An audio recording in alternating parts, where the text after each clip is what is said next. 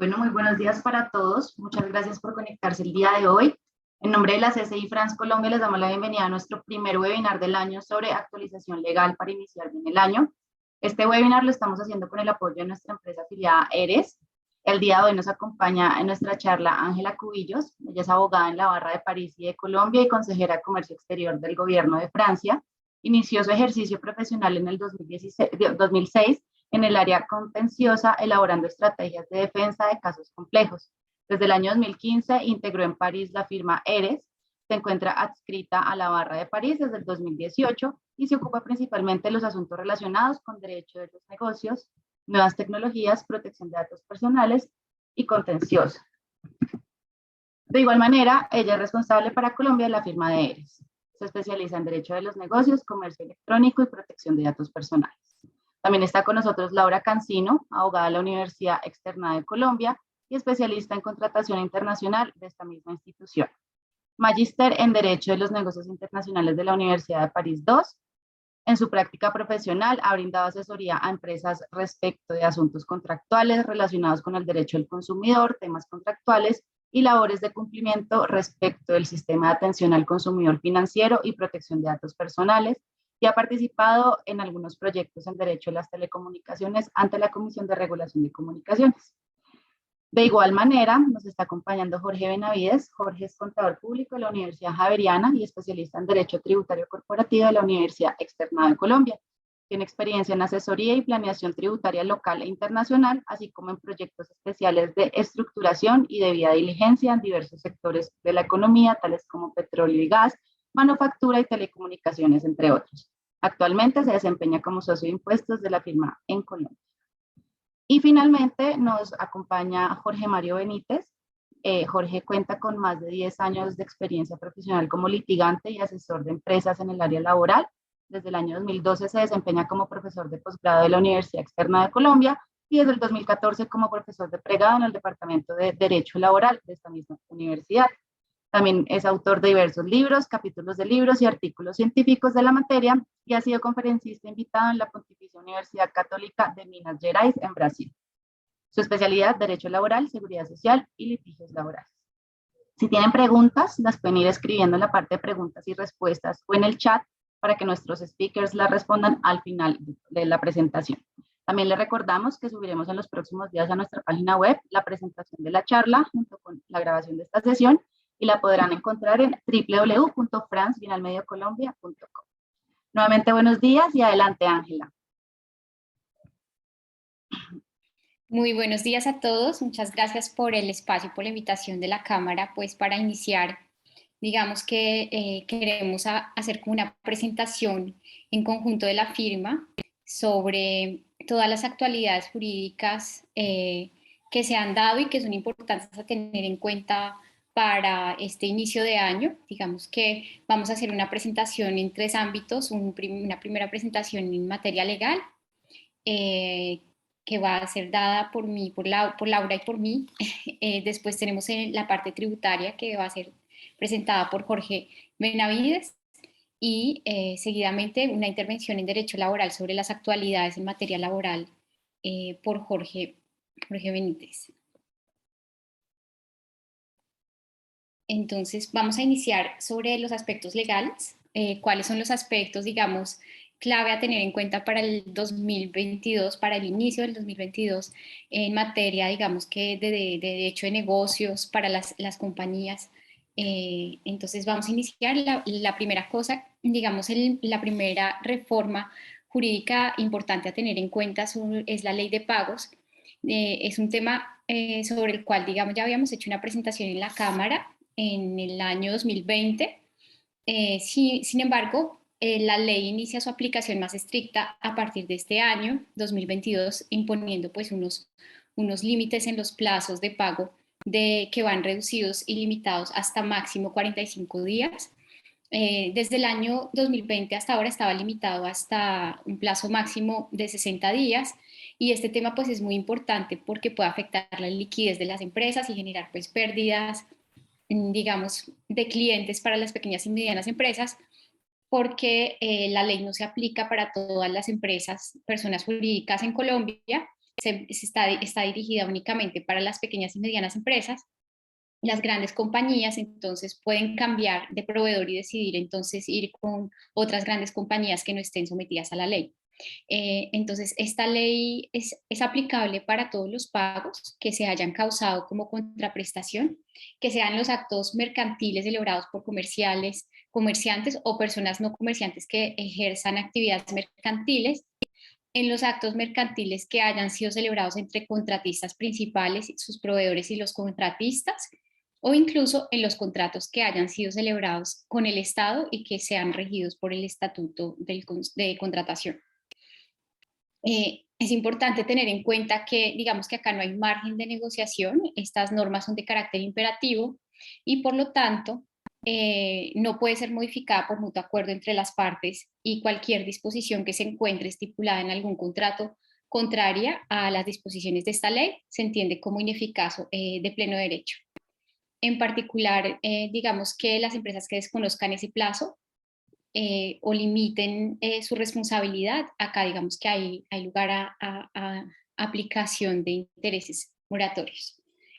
La firma en particular, digamos que ha estado trabajando muy de cerca este tema y es por eso que nosotros presentamos una acción de inconstitucionalidad frente a esta ley que fue interpuesta por nosotros el 16 de diciembre del 2020. El proceso, digamos, actualmente ya está en la fase final. El proyecto de fallo se encuentra desde octubre de 2021 en el despacho de la Corte y se espera pues que la decisión sobre la constitucionalidad se emita en este mes o en el mes próximo a más tardar.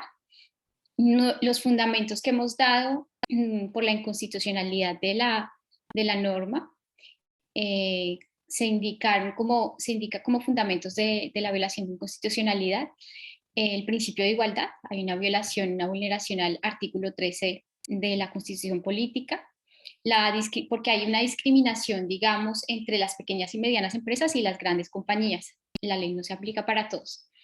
Está pues también la afectación de la libertad contractual y de la autonomía privada. Se vulnera el postulado, digamos, de la autonomía privada consagrado en el artículo 16 de la Constitución.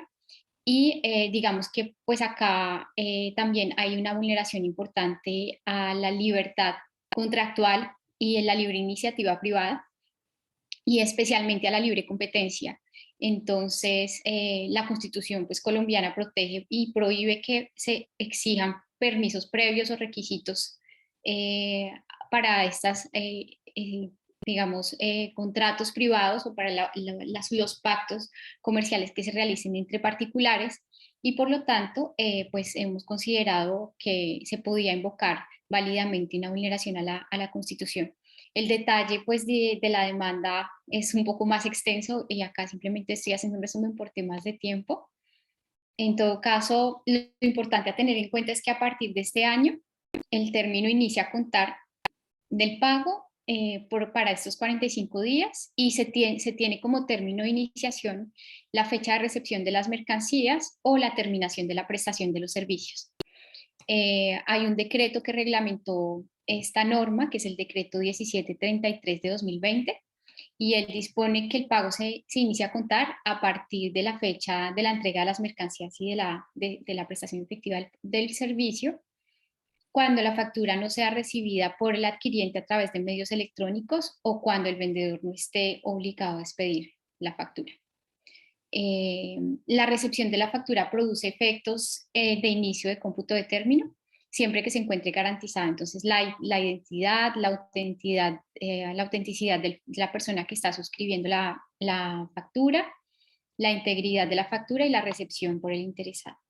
Puede haber lugar a la interrupción del plazo si se hace una solicitud, por ejemplo, de corrección de la factura en el incumplimiento de obligaciones del contratista o porque falta una factura, un documento soporte de la factura. Esto interrumpe el plazo y también interrumpen las demoras en la facturación o los pagos que sean imputables al acreedor. Entonces, digamos que estos son los aspectos generales. Ahora vamos a abordar otro tema que digamos que hemos elegido los temas más sensibles que por la práctica de la firma pues nos encontramos cotidianamente actualmente enfrentándolos como temas que consideramos álgidos, importantes a tener en cuenta.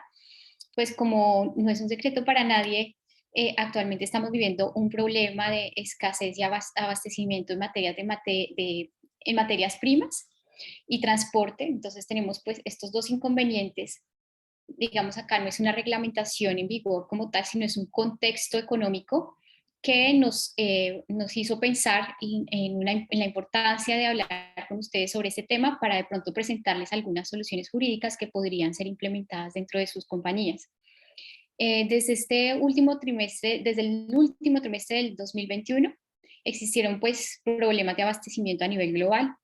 La situación la estamos enfrentando pues en términos de disponibilidad de productos que sean importados y que sean productos terminados como productos como materias primas, y pues estas causas obedecen fundamentalmente a dos factores que voy a abocar rápidamente. El primero es el problema de fletes, como ven ahí en la gráfica, que está en la situación actual.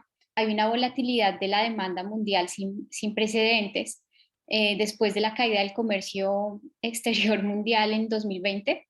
Digamos que esto nos pone en una escasez, esto genera como consecuencia que hay una escasez de contenedores que pone serias dificultades en la confirmación de los despachos o el booking por parte de los proveedores. Digamos que la situación se presenta en Estados Unidos, en China, donde hay como cuellos de botella y acumulación de contenedores vacíos o congestión en los puertos.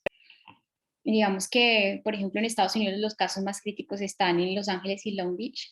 Hay retrasos de descargues que van entre 50 y 75 barcos en tiempos de espera que van de 8 a 10 días o más, y se ha generado un desbalance a nivel internacional que va por pues, más de 40%. Entonces, por ejemplo, en Estados Unidos, de cada 100 contenedores que llegan, únicamente se exportan 40. Entonces, actualmente, pues digamos que se está buscando mitigar esto.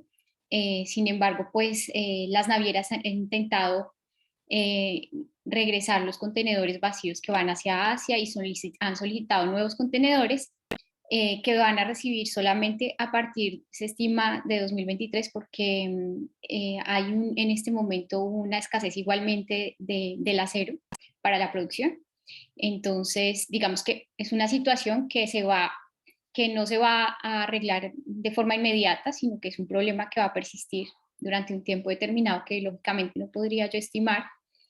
Y el tema pues de la indisponibilidad de materias primas por limitaciones de consumo energético en China también es otra de las causas de esta carencia de materias primas. Entonces vamos a ver la próxima diapositiva para ver a nivel jurídico cuál es la situación. A nivel jurídico pues vamos a ver que esta escasez de materias primas puede ser no previsible al momento del contrato, es decir, acá vamos a encontrarnos en dos escenarios. En los contratos o las relaciones contractuales que tenemos con anterioridad a estos hechos, al conocimiento de estos hechos, y con las nuevas relaciones comerciales. El razonamiento jurídico en los dos casos es diferente, puesto que, como ustedes saben, en la fuerza mayor el caso fortuito debe ser una circunstancia imprevisible. La imprevisibilidad se aplica al momento del conocimiento de los hechos irresistibles o imprevisibles, es decir, del hecho que causa la fuerza mayor. Y en este caso, pues digamos que ya lo conocemos desde el año 2021. Quiere decir que los contratos que hayan sido suscritos antes de tener conocimiento de este evento, que pues ya les presenté, pues necesitaríamos entonces podríamos aplicar o invocar la fuerza mayor y la excesiva onerosidad sobrevenida del contrato en caso de que no podamos cumplir con nuestras obligaciones por estas causas, porque son circunstancias, digamos, que fueron imprevisibles al momento de la conclusión del contrato o del inicio de la relación comercial si no existe un contrato.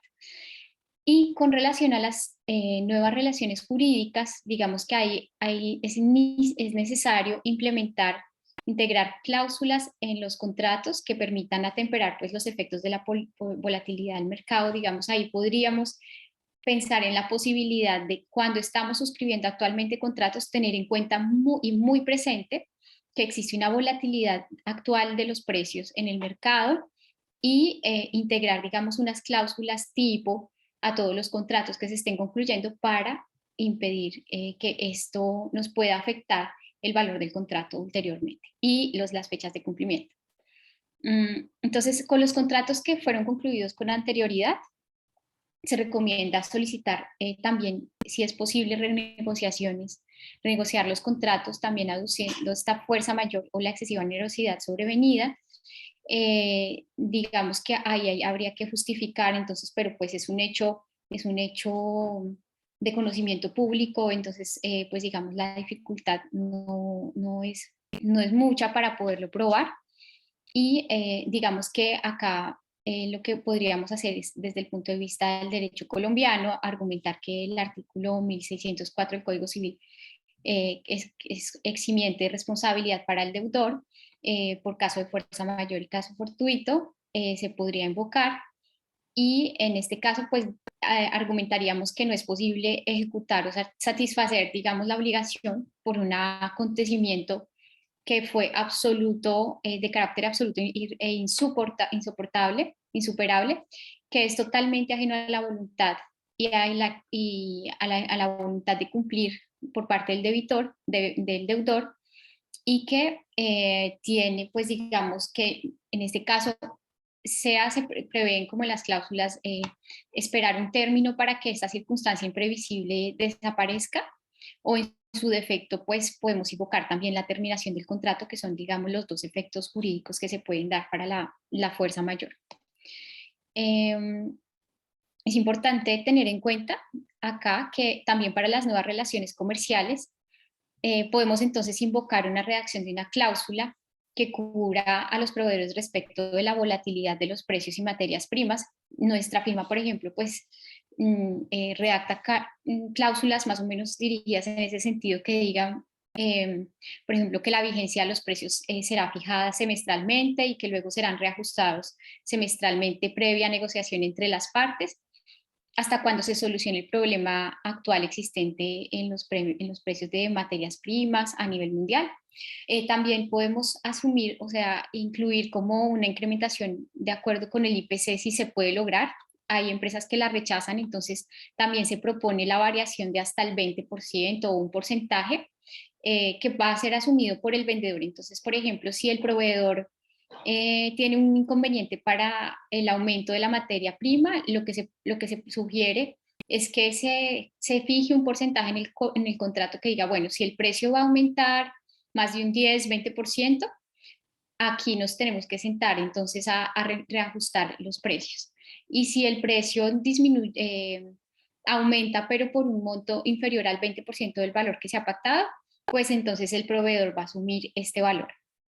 Entonces, digamos que son como soluciones para poder atemperar, digamos, las consecuencias de las variaciones de precios.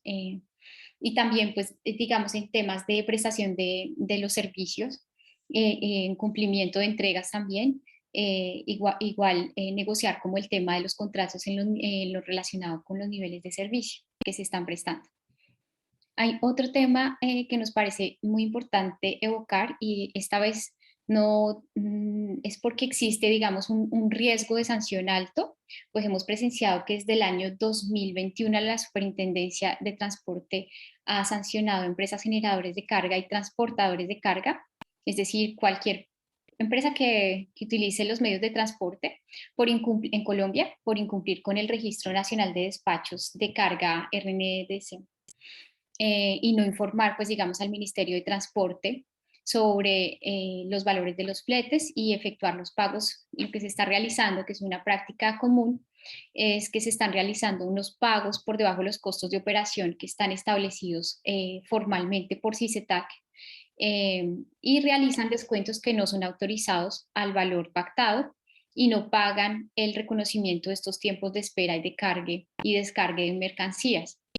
El CICETAC, para quienes no lo conocen, es un sistema de información que nos permite medir o calcular los costos de la operación de transporte de acuerdo con las características propias de cada viaje. Entonces, esto quiere decir que se mira el tipo de vehículo, el tipo de carga, el origen y el destino de las mercancías, las horas estimadas de espera, los tiempos de carga y descarga.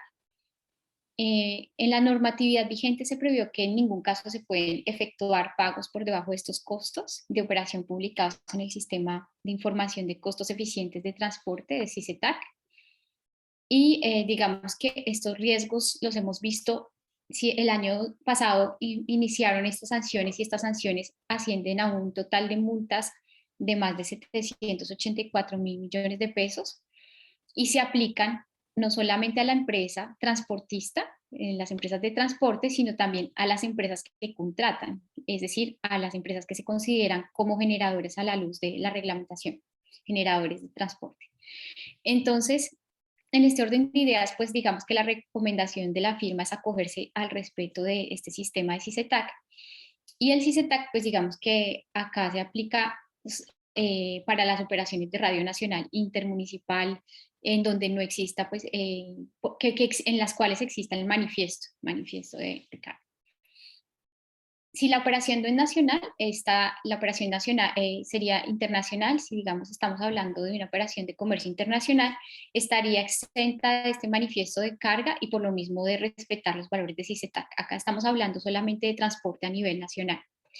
Entonces digamos que es importante tener en cuenta la recomendación para todos los operadores de carga terrestre y los generadores de carga, es decir, el propietario de la mercancía, es reportar esa información en el Registro Nacional de Despachos de Carga que se llama RNDC.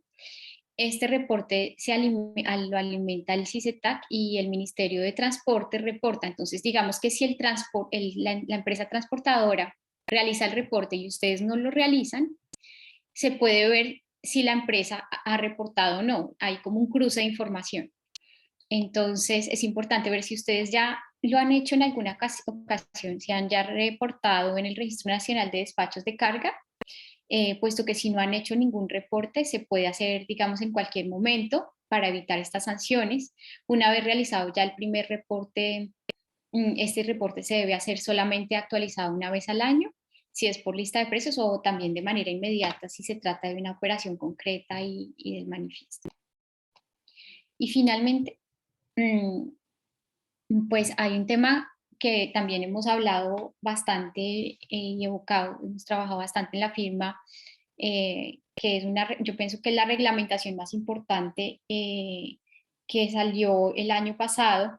Es una reglamentación en materia de compliance que viene acompañada de varias, digamos, una ley marco, pero también varios decretos y resoluciones. Y por eso es muy importante, puesto que ya digamos que existe como un paquete normativo importante que yo pienso que en los años, y especialmente imagino ahorita que ya digamos que ya hubo ese plazo de implementación dentro de las empresas, se va a incrementar, digamos, el riesgo de sanción, el riesgo sancionatorio a nivel del control de las compañías. Entonces, pues hay como varias normas circulares que tienen como objetivo fortalecer el respeto de las obligaciones, un tema muy sensible en Colombia sobre el lavado de activos y el financiamiento del terrorismo.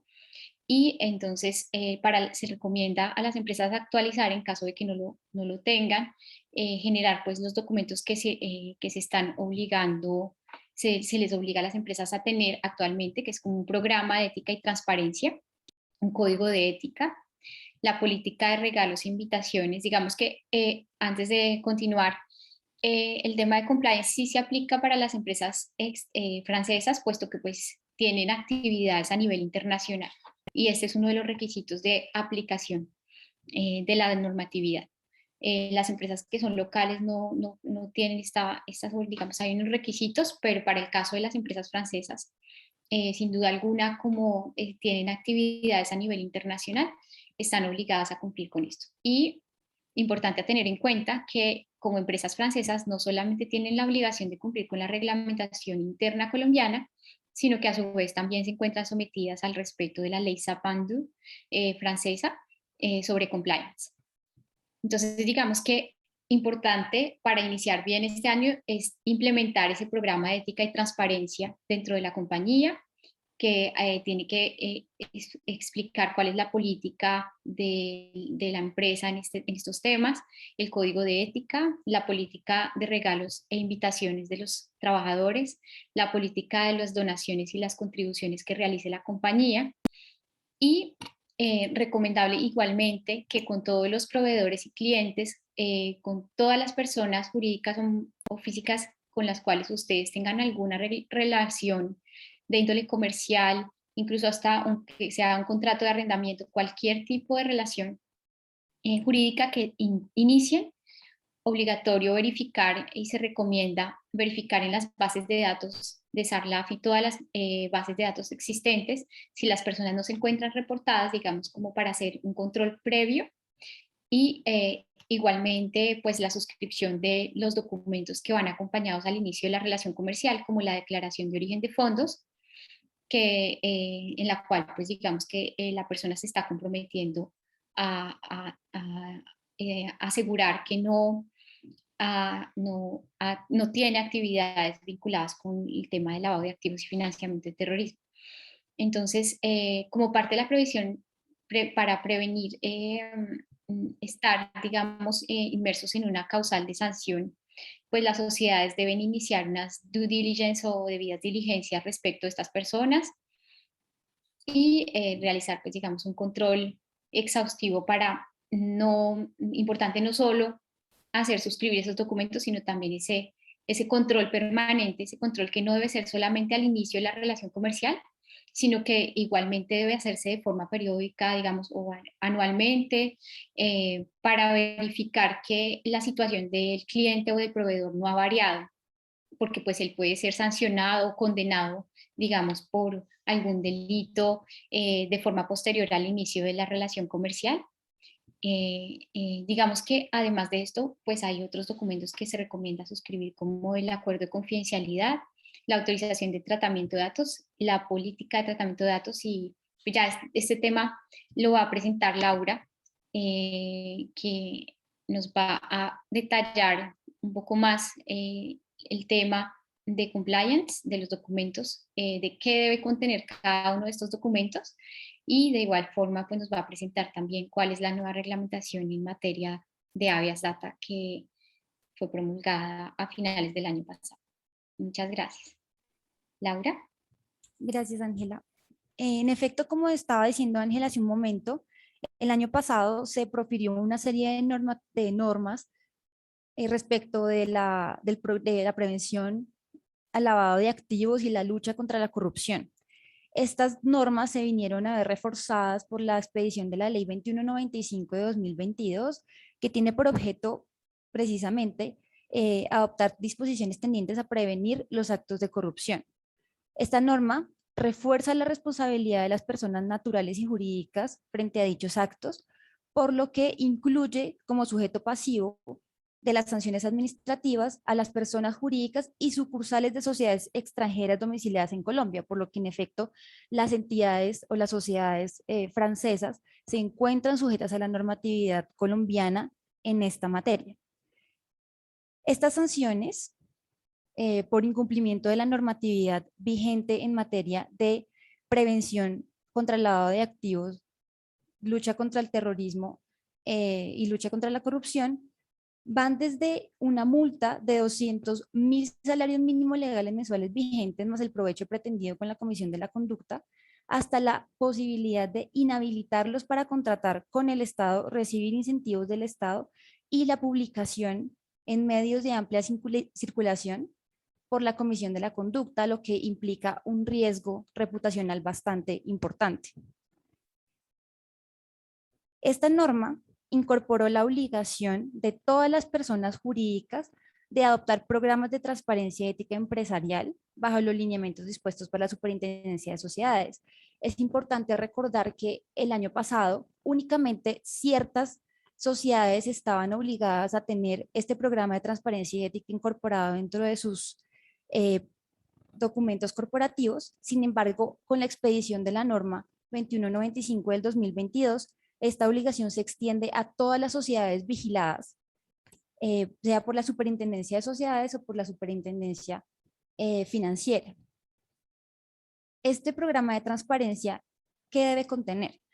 Debe tener una matriz de riesgos en donde se evidencien los posibles riesgos por el ejercicio de la actividad en materia de lavado de activos y financiamiento del terrorismo, las formas de prevenir y evitar estos riesgos, así como designar las responsabilidades del oficial de cumplimiento y demás órganos de administración de la sociedad.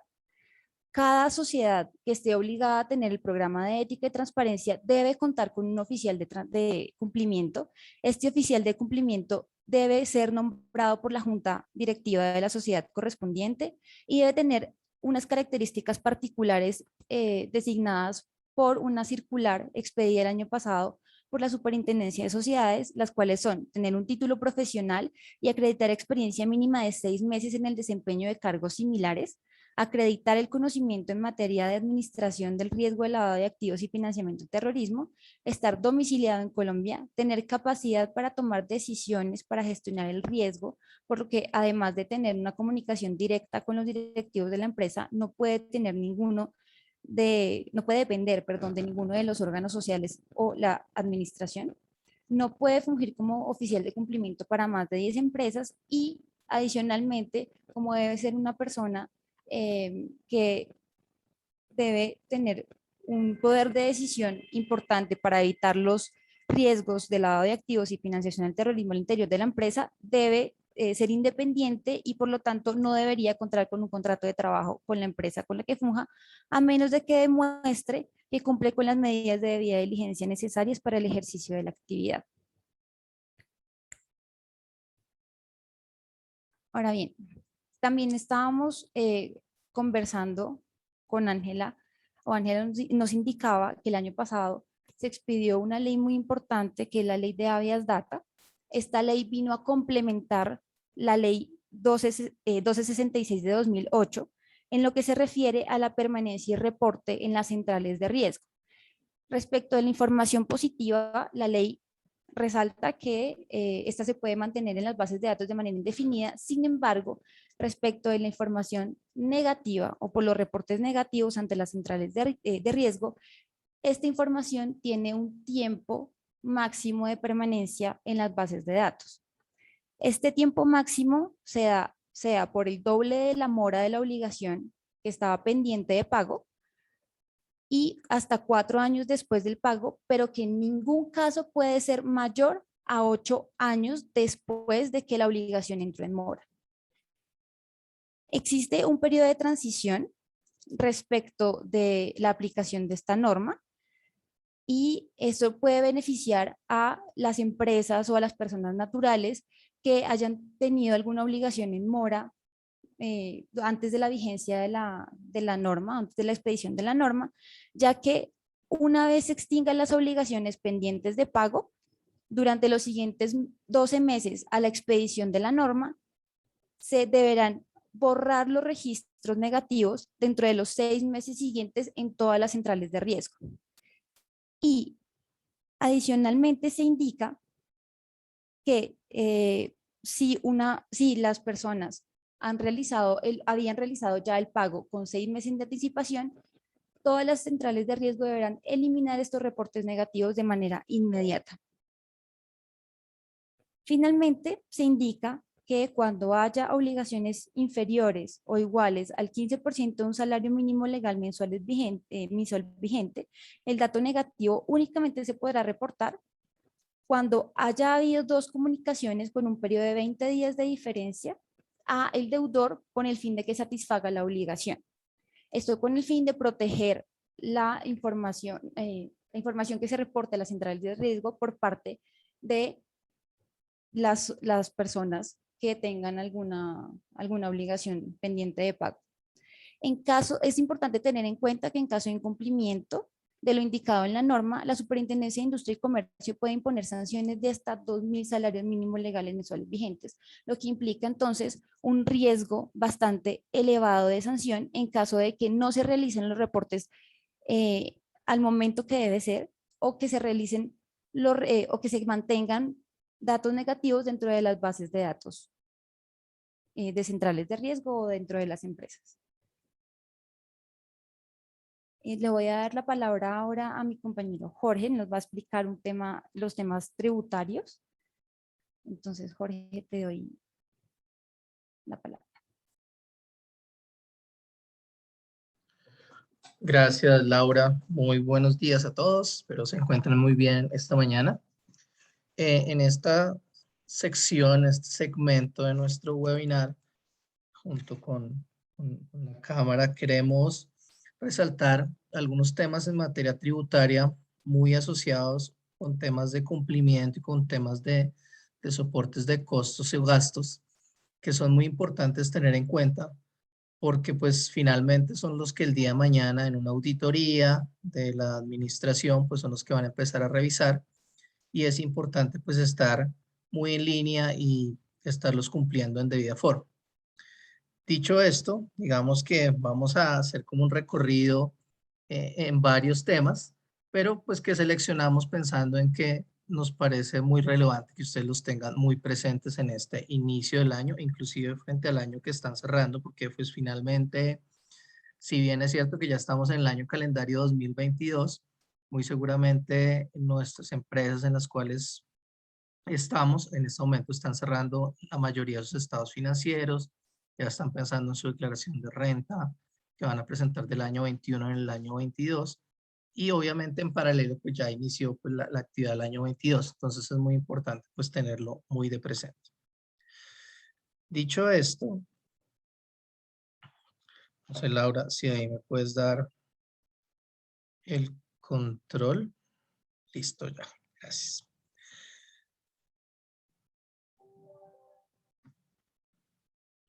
Espérame, aquí estoy intentando.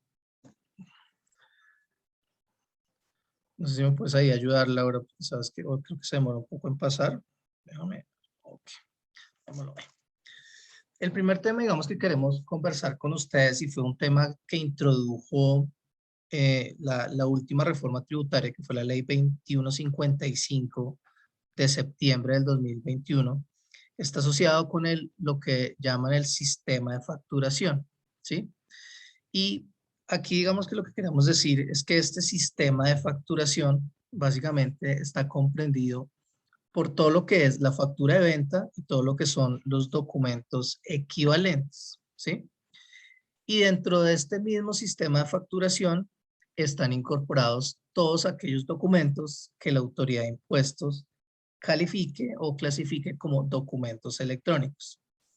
Miren que acá la Administración de Impuestos se tomó la molestia de definir qué integraba el sistema de facturación, con el propósito no solo de que las empresas empezaran a cumplir con las disposiciones asociadas a ello, sino pues para que los documentos que deberían expedirse se expidan con los documentos de ley. En este sentido, Laura, si puedes avanzar, es que no me está permitiendo, ¿sabes? Avanzar en este momento.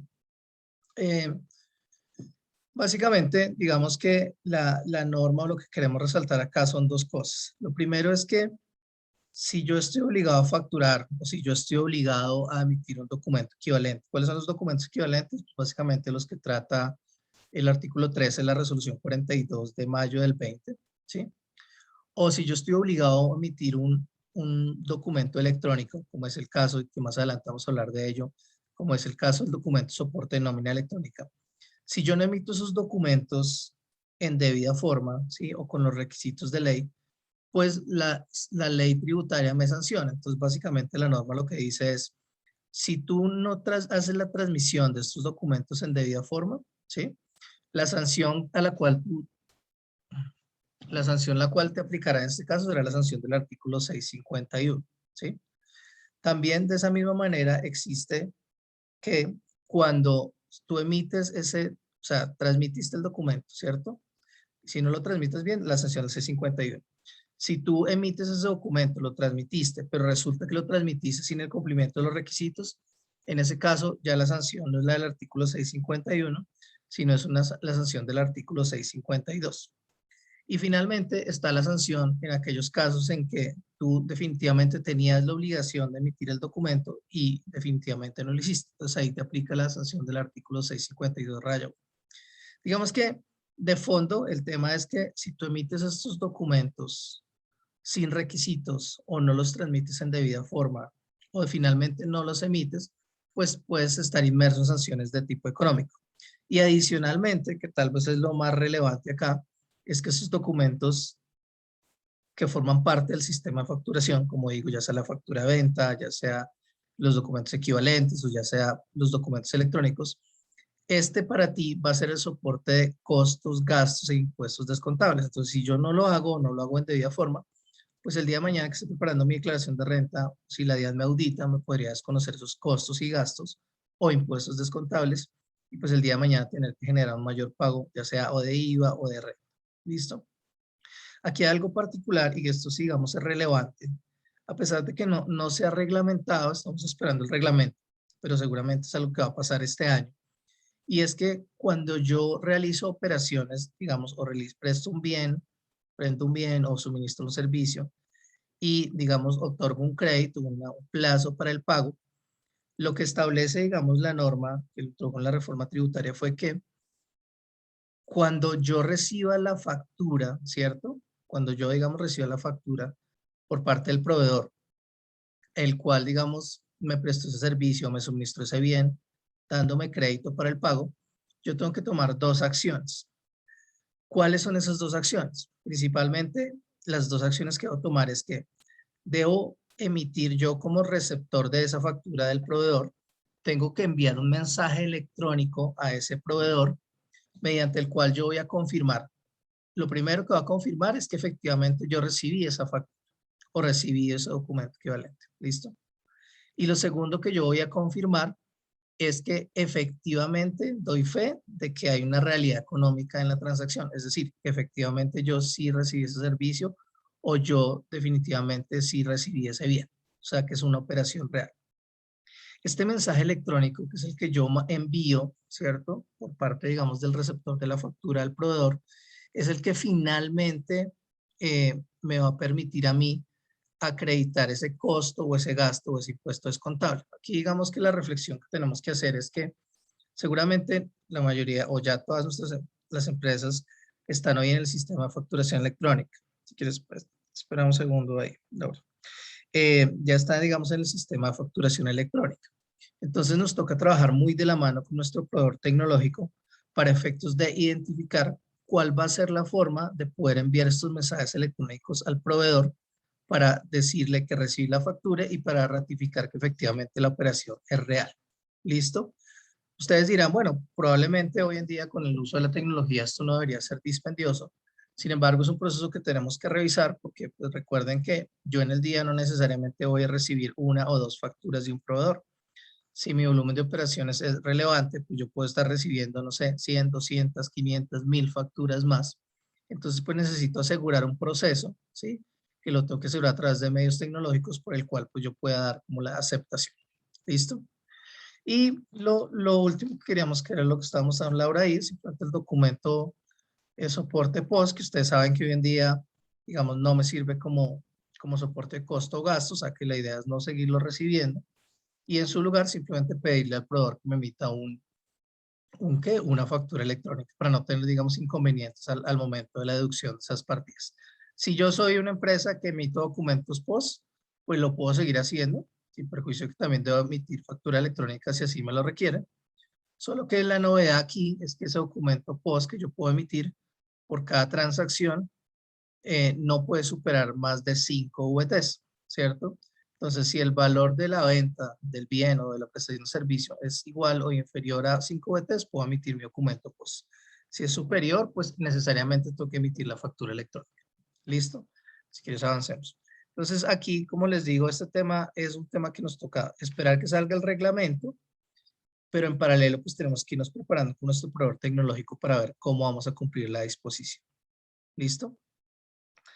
Acá viene un tema y está también relacionado con este tema de documentos soporte y es básicamente el documento soporte que tienen que emitir las empresas cuando realizan operaciones con no obligados a facturar o no obligados a expedir documento equivalente. Y de hecho esto quisiera resaltar que esto también aplica cuando se hacen pagos por servicios al exterior.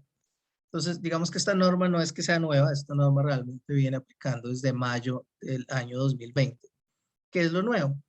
que ahora en el mes de diciembre salió una resolución, que es la 167, y esa resolución lo que está estableciendo es que este documento ahora hay que emitirlo de forma electrónica. Así como yo envío mi factura electrónica con validación previa por este medio, este documento soporte, que hasta hoy en día lo están, digamos, generando de forma física, llamémoslo así, o lo puede generar por computador, pero no lo tenía que transmitir a la DIAN. A partir, digamos, del año 2022, yo voy a tener que emitirlo de forma electrónica. De hecho, la norma lo que está diciendo es que la fecha máxima para empezar a emitir este documento de soporte en operaciones con no obligados a facturar o no obligados a emitir documento equivalente, para empezarlo a transmitir electrónicamente es el 2 de mayo. Entonces, pues si bien estamos cerrando enero, pues nos tenemos que preparar desde ya, nuevamente, seguramente tendremos que hablar con nuestro proveedor tecnológico, si es que estamos trabajando de la mano con él o si es que nosotros mismos hicimos el desarrollo a nivel de TI, pues qué debemos hacer para poder a partir del 2 de mayo empezar a cumplir esta disposición. Si quieres avancemos por favor. Solo dos temas que nos parecen pues relevantes aquí mencionar y es, se supone o se entiende que este documento soporte, cuando realiza una operación con el no obligado a facturar o no obligado a emitir documento equivalente, pues debe emitirse por cada una de las operaciones que se realicen, ¿sí?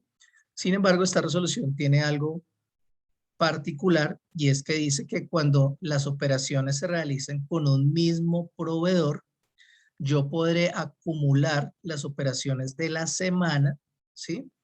Y esa acumulación de las operaciones de la semana con el mismo proveedor las podré soportar en un solo documento soporte. Entonces, al final, la norma lo que me dice es, o lo haces, si son distintos proveedores, tienes que emitir ese documento soporte por cada operación. Si es el mismo proveedor, podrás acumular las operaciones de ese proveedor en la semana y emitir este documento. Aquí, como les digo, el cambio realmente aquí relevante es que hay que emitirlo de forma electrónica. O sea, yo como empresa lo genero, ¿cierto? Una vez lo genero, yo lo que hago es que lo transmito a la autoridad de impuestos. La autoridad de impuestos lo que hace es que lo recibe y cuando lo recibe hace un proceso interno que se llama la validación.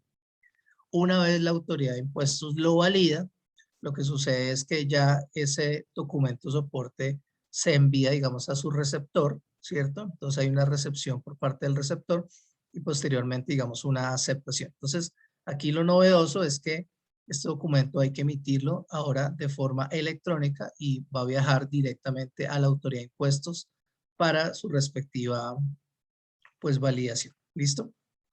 Y recuerden que la fecha máxima, pues, es el 2 de mayo. Siguiendo con este tema de los documentos que forman parte de este sistema de facturación, nos encontramos con el documento soporte de nómina electrónica, ¿sí? Ya digamos que la entrada en vigencia de este documento soporte de nómina electrónica se dio desde el año pasado, desde septiembre. Esto, como ustedes saben, iba en línea con el número de trabajadores que tenía la empresa, el número de empleados. Y básicamente lo que se hace con este documento soporte de nómina electrónica, como le explicaba previamente, es que el empleador lo genera, ¿cierto? Lo transmite a la DIAN para su validación y al final pues esto es lo que termina siendo el soporte de costos y gastos para el empleador. Entonces aquí lo particular es que hay un grupo de empresas que ya hoy en día están obligadas a emitir ese documento de soporte de nómina electrónica, de hecho lo deben estar emitiendo a partir de la nómina del mes de diciembre. No obstante, el cambio que hubo fue con una resolución de diciembre, es que si yo soy una empresa que hoy en día tengo entre 1 y 10 trabajadores, ¿cierto? La transmisión a la DIAN, para que la DIAN haga esa validación de ese documento que generé en el mes de diciembre, me dieron un plazo adicional para hacer esa primera transmisión a la DIAN. Entonces, básicamente, esta resolución 151 lo que dice es que para las nóminas de diciembre, las nóminas de enero y las nóminas de febrero, ¿sí? Yo podré hacer la transmisión individual por cada uno de esos meses de este documento soporte de nómina, ¿sí? Lo podría hacer la transmisión a la DIAN a más tardar una vez cumplidos antes de los 10 primeros días del mes de marzo del 2022. Aquí digamos que la norma como habla de días y no distingue si son días calendario, días hábiles, se deberían entender días hábiles. Entonces, es simplemente tenerlo en cuenta. Si yo ya lo estoy haciendo, o porque mi número de empleados pues es superior a 10, o inclusive porque estoy en el rango entre 1 a 10, pero ya inicié a hacerlo, pues simplemente tendré que continuar haciendo. Si estoy entre 1 a 10 empleados y no lo he comenzado a hacer, o sea, ya lo genero, pero no lo transmito a la DIAN, sé que mi primera transmisión a la DIAN pues va a ser no más tarde los 10 primeros días del mes de marzo. Todo esto, pues digamos que al final esto es importante porque son temas de cumplimiento, pero al final es todo el soporte de costos y gastos, pues en este caso, pues de la nómina de la empresa, que pues tiene toda la relevancia. Continuando con este tema y ya digamos un poco saliéndonos de todo lo que son los documentos equivalentes o la factura o estos documentos electrónicos, solo resaltar aquí un concepto y es un poco en línea con una resolución que salió en diciembre del 21, que es la resolución 164. Digamos que en Colombia ya veníamos hablando del concepto de beneficiario final, ¿sí? Y veníamos hablando del registro único de beneficiario final. Digamos que acá en la norma normalmente habla de beneficiario final o efectivo o real, digamos que para todos los efectos, digamos, se trata del mismo. Básicamente, con la ley 2155 fue la última reforma tributaria y con esta resolución 164 se reglamentaron 2 artículos del Estatuto Tributario que efectivamente definen qué se entiende por beneficiarios finales y cómo consiste o cómo se va a integrar el registro único de beneficiarios finales. Básicamente aquí lo que la norma busca identificar es a aquella persona natural, ¿sí?, que está detrás de una estructura jurídica, ¿sí?, o aquella persona natural que está detrás de una estructura no jurídica. ¿Esto con qué fin? Porque la administración de impuestos le interesa identificar a esta persona. Porque básicamente lo que quiere saber es si esta persona que está detrás de esa estructura jurídica o no jurídica y que la controla o que se beneficia de forma directa o indirecta de ella, si finalmente está cumpliendo con la carga tributaria que le debería corresponder. Entonces, en ese sentido, la administración tributaria lo que está buscando es tener identificados este grupo de personas naturales con el fin de poder hacer seguimiento y poder identificar si están o no cumpliendo con la tributación a la que haya lugar. Para eso, básicamente, lo que hizo fue reglamentarlo.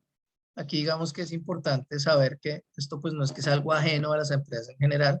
Digamos que todas las entidades nacionales, inclusive las personas jurídicas extranjeras que tengan un establecimiento permanente en Colombia, van a tener que cumplir con este registro único de beneficiarios efectivos y básicamente van a tener que informar datos personales de esta persona natural que está detrás de esta estructura y va a haber una fecha máxima. De hecho, la fecha máxima para reportar es el 30 de septiembre del 2022. Obviamente, como esto está asociado a obligaciones de solicitud de información, no cumplir con la misma, pues va a implicar sanciones de tipo, pues, económico. ¿Listo?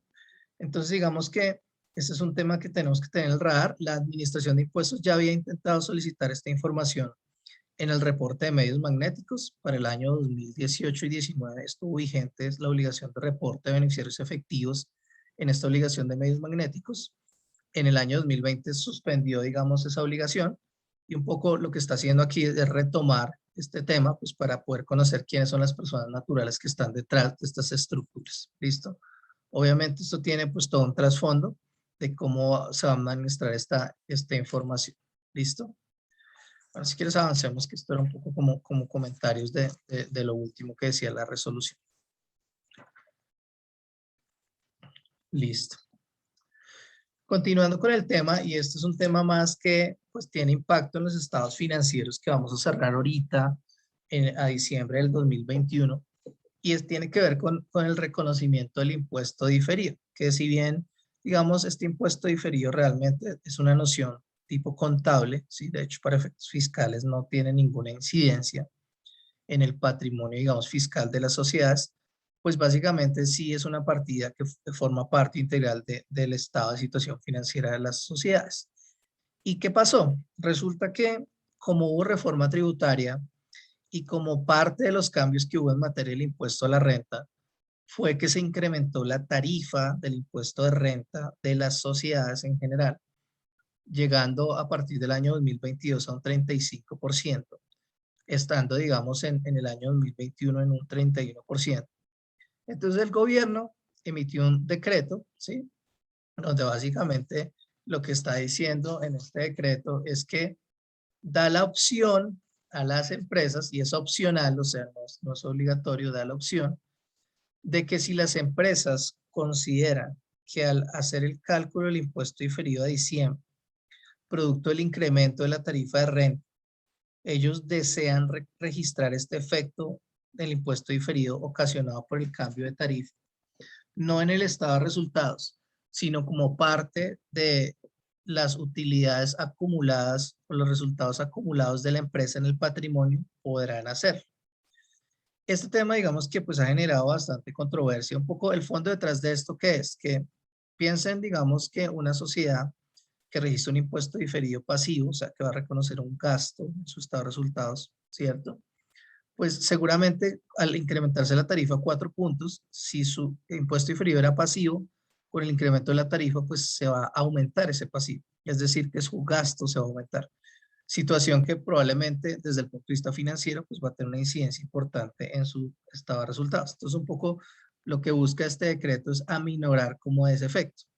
Sin embargo, digamos que cabe decir que si bien esto es una disposición del gobierno nacional, si bien es una disposición voluntaria, pues la realidad es que este tipo de disposiciones no deberían darse, porque pues lo cierto es que en Colombia, digamos, existe ya un marco contable, que son las normas internacionales de información financiera, las NIF, y conforme ese marco normativo, particularmente en este caso la NIC 12, en ninguna parte establece que yo puedo reconocer, digamos, este efecto por cambio de tarifa a nivel, digamos, del patrimonio, sino a nivel del estado de resultados. Entonces, pues es un tema que tienen que revisar al interior, es un tema que muy seguramente también hay que revisar con el revisor fiscal, porque finalmente él es el que me va a dictaminar mis estados financieros, y con base en ello, obviamente, tomar una determinación. Ahora, no será lo mismo una empresa, digamos, que reporta al exterior a aquella que no reporta, porque seguramente si es una entidad que reporta al exterior, pues yo tengo que tener unas bases comparativas, y seguramente las bases comparativas pues será aplicando la NIC 12, es decir, pues no permitiendo, digamos, estas exoneraciones temporales de reconocer un diferido en el patrimonio, no habiendo lugar a ello. Pero pues está ahí, entonces pues digamos que es algo que pues que hay que revisar y hay que analizar. ¿Listo?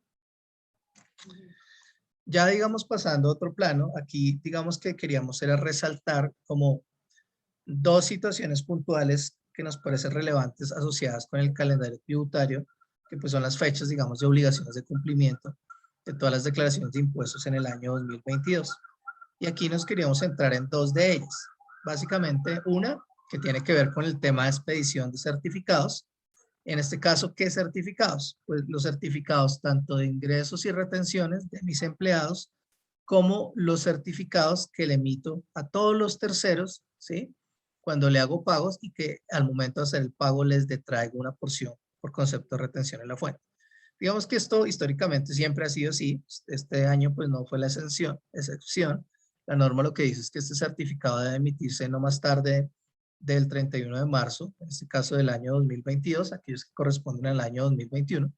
Solo dos reflexiones. La primera, pues no dejar, digamos, para que llegue el 31 de marzo y yo no haya emitido o no haya generado estos certificados. Por una parte, los que son de ingresos y retenciones, pues porque finalmente será la base o el soporte, no solo lo que incluirá ese empleado en su declaración de renta individual, si es que declara, sino también será el soporte de lo que la empresa seguramente va a reportar en su información exógena, ¿sí? En un formato que se llama 2276, que al final termina siendo casi que un reflejo de lo que está en este certificado. ¿Listo? Y frente a los certificados distintos a los de ingresos y retenciones, pues muy seguramente todas las empresas a las que yo le hice retención, incluso desde ya me deben estar llamando diciéndome, oiga, estoy preparando ya desde ya mi declaración de renta, necesito soportar las retenciones que usted me hizo durante el año, entonces por favor emítame los certificados. Entonces al final, digamos, hay una serie de sanciones asociadas con la no emisión o la emisión sin requisitos de esos certificados. Entonces aquí un poco la invitación es no esperemos hasta el 31 de marzo, sino comencémoslo a hacer. ¿Listo? Y simplemente aquí quise traer pues a colación cuando digamos tengo que certificar el valor patrimonial de aportes o acciones, o si en el año distribuí dividendos, o si estos fueron grabados o no grabados. Digamos que aquí la norma simplemente dice que se tiene que expedir en los 15 días calendarios siguientes a cuando me lo solicitan. Entonces, Si es el caso, como les digo, revisar, digamos, los sistemas de información y estar alineado las tareas pues, para poder cumplir con estas disposiciones. Eso es lo que tiene que ver con certificados. Acá quisimos traer a colación un tema puntual y está relacionado con el pago de la primera cuota de grandes contribuyentes. Digamos, en materia del impuesto de renta, las sociedades que son grandes contribuyentes, ustedes saben que ahorita tienen que pagan su impuesto de renta en 3 cuotas. Una primera cuota que se empieza a pagar ahorita en febrero, ¿sí? Una segunda cuota que se presenta normalmente en abril con la declaración y una tercera cuota que se presenta en junio. Entonces, digamos acá solo 2 invitaciones. Pues la primera es, si soy una sociedad gran contribuyente y tengo que pagar primera cuota, tengo que proyectar que va a tener un desembolso de caja ahorita en el mes de febrero para efectos de cumplir con esta obligación. Entonces, digamos que, ¿cómo se liquida? Es realmente la norma lo que dice es que tomas el valor a pagar del año pasado y ese valor a pagar del año pasado en tu impuesto de renta, aplícale un porcentaje, que en este caso es el 20%. Ese es el valor de tu primera cuota. Entonces, si yo soy el grupo de compañías que soy gran contribuyente y el año pasado pagué impuesto de renta, pues voy a saber que este año voy a tener que pagar también impuesto de renta y seguramente voy a tener que liquidar esta primera cuota. Entonces necesitamos pues proyectar casi que desde ya, digamos, ese flujo de caja. Y acá solo señalar algo que pues, no está aquí en la presentación, pero está en la norma y es que si potencialmente el año pasado yo tuve un valor a pagar en mi declaración de renta y por supuesto como la norma dice que coja el 20% y lo aplique al valor a pagar del año pasado, eso me daría un valor de primera cuota. Pero resulta que yo ya fui muy juicioso ahorita en diciembre, y pues además por todas las particularidades del año de mi negocio, resulta que en el año 2021 yo no voy a generar un impuesto a pagar por renta, sino por el contrario, eventualmente voy a generar un saldo a favor, ¿sí? En ese caso, la norma me permite y me dice, oiga, usted podría no pagar la primera cuota, ¿sí? En la medida en que usted conozca que no va a tener que generar un pago de impuesto este año, en el año 2021.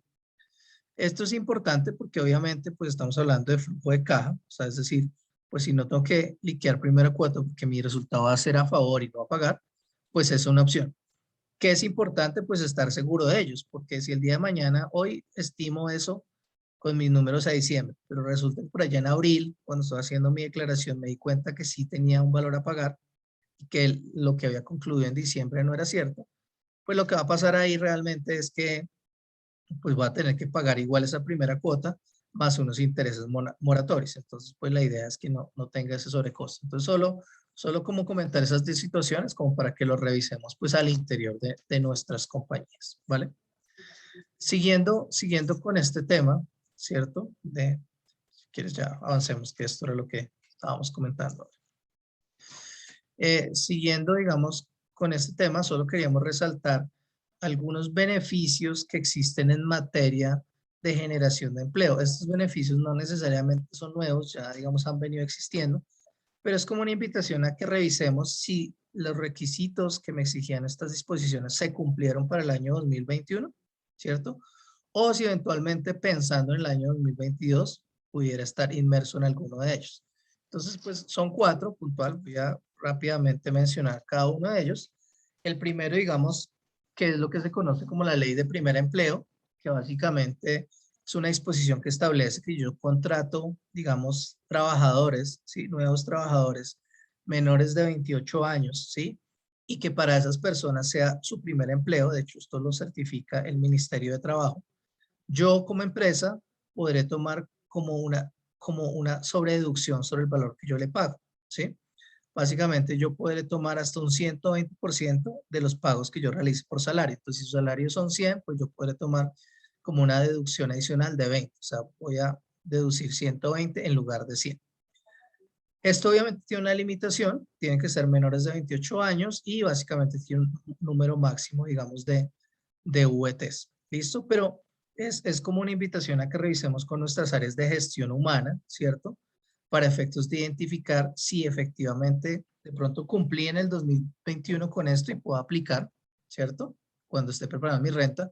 O si dentro de mi política de contratación, pues es algo que quiero integrar y puedo revisar. ¿Listo?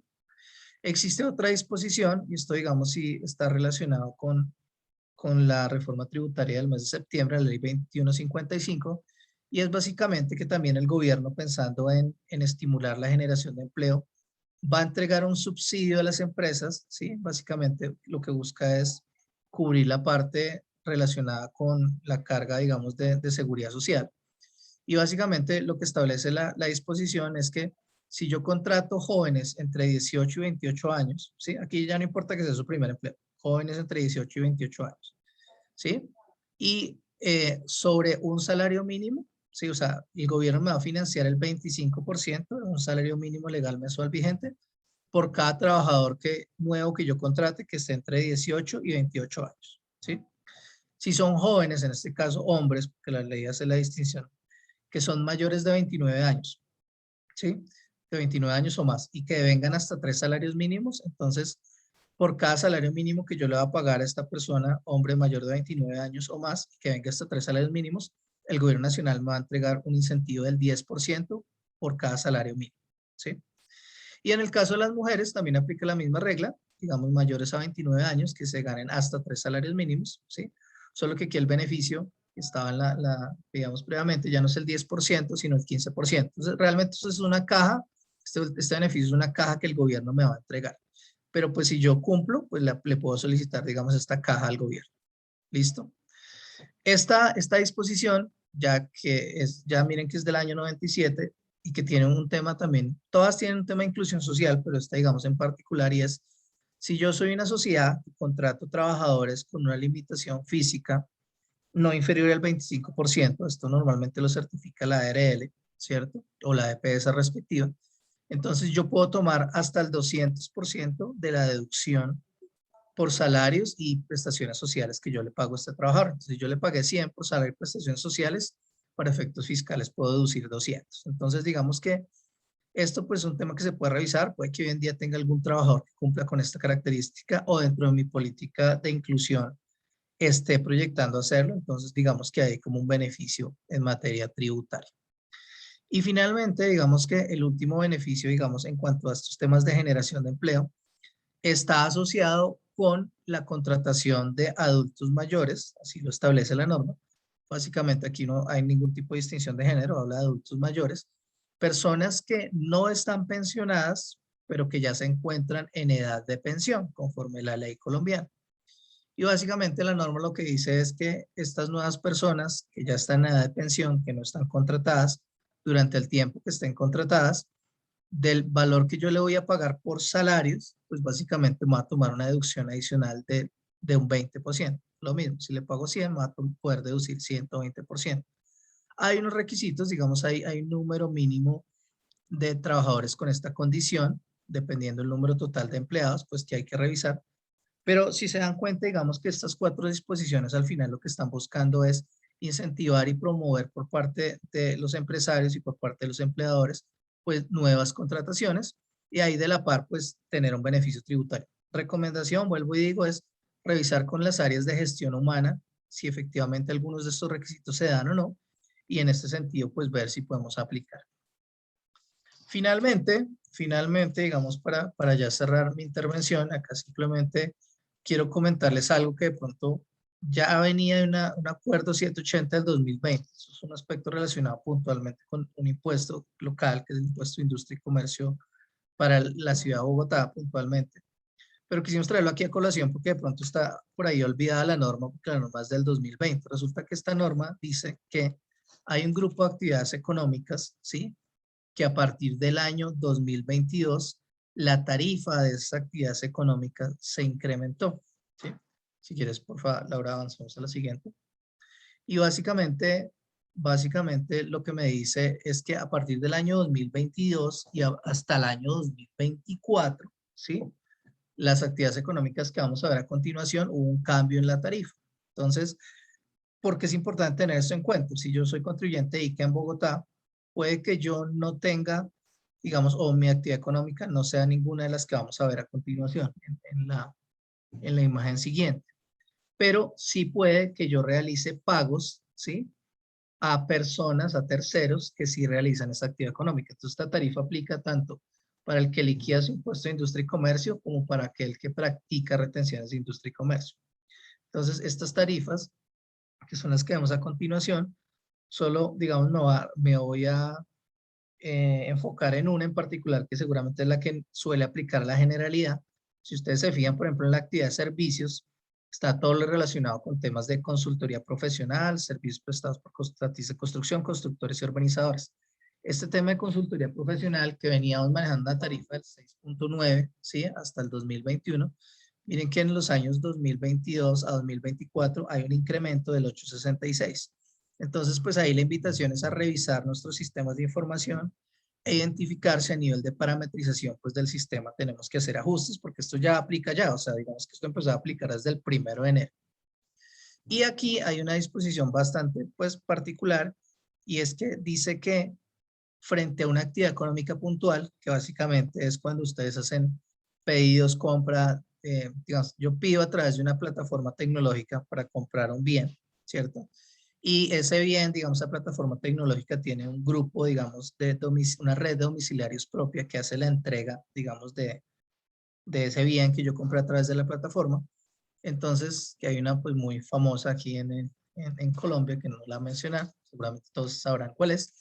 Y pues básicamente la norma lo que dice es que también cambió la tarifa del impuesto de industria y comercio para este tipo de actividad económica. Y básicamente lo que está estableciendo la norma es que también para los años 2022 a 2024, pues esta tarifa, digamos que dependiendo del año, pues va a irse incrementando. Entonces vuelvo y digo, el tema, digamos, aquí a resaltar es que realmente revisemos nuestros sistemas de información y en esa medida si tenemos que hacer ajustes o parametrizaciones realmente en lo que se refiere a las tarifas de industria y comercio, Bogotá, año 2022, lo empezamos a hacer. Hasta aquí, digamos, pues mi intervención. Por supuesto, sobra decirles que desde la firma, pues estamos muy prestos a poder ya ver cada caso particular, no solo los temas de materia tributaria, sino los temas que ya vimos legales y los temas laborales que vamos a ver a continuación. Entonces le doy la palabra a mi colega Jorge Mario para que él continúe con los temas de actualidad en materia laboral.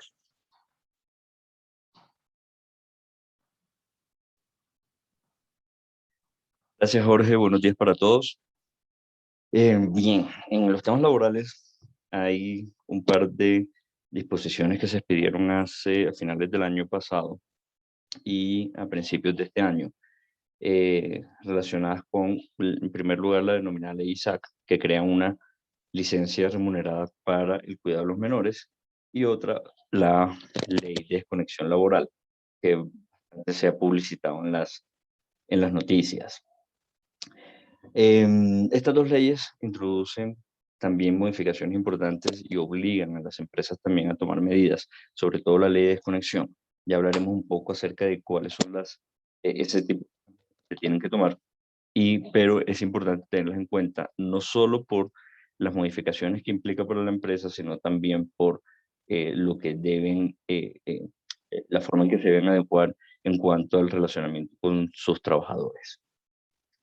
Bien, para empezar, en el tema de la ley ISAC, perdón Laura, yo no sé si yo tengo el control de las diapositivas o te voy pidiendo a ti que manejes.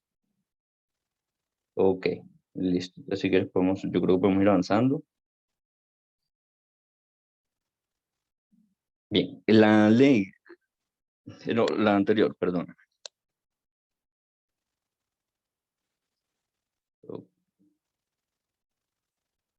Anterior.